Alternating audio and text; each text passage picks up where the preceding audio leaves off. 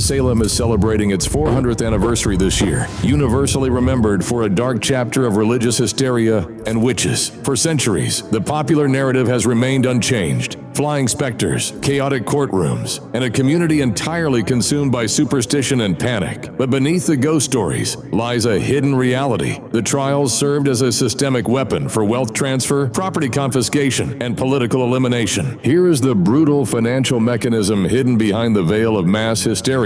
If you were accused and convicted of witchcraft, the state didn't just lock you away. They ruthlessly seized every single acre of land, every livestock asset, and every valuable coin you owned, leaving your family completely destitute, while your direct competitors or political rivals inherited your market share and estates overnight. If we look closely at the targets, this was never random. It was a surgical economic strike where wealthy merchants, independent landowners, and anyone who dared to challenge local political powers suddenly found themselves facing witchcraft charges. Consider figures like Daniel Andrew and Philip English, prominent and successful community members who defeated the powerful Putnam faction in local town elections, only to be branded as agents of darkness shortly after. When you follow the money trail instead of the ghost stories, the mystical fog completely clears, revealing that the courts weren't fighting demons at all. They were systematically liquidating political and economic competitors under the perfect legal cover of a public crisis. Furthermore, the structure of these confiscations ensured that the accusers directly profited from the legal system, turning a localized social dispute into a high-yield asset redistribution machine that secured absolute financial and political dominance for the ruling elite. When the dust finally settled and the execution stopped, look at who was left standing. The accusers and the political elite didn't lose a single acre. Instead, they consolidated absolute control over the town's land and resources. This wasn't a supernatural haunting. It was the exact blueprint for modern systemic exploitation, where public panic is weaponized to liquidate competition and execute a massive takeover under the guise of crisis management. Salem proved centuries ago that fear is the most profitable asset on earth. The only question left is, who is weaponizing panic right now? Let me know your thoughts in the comments. If you don't want to miss deep dives like Salem, corporate collapses, and financial fraud, head over to the Downfall channel to explore more cases. Share this video with a friend, subscribe, hit the bell, and I'll see you in the next one.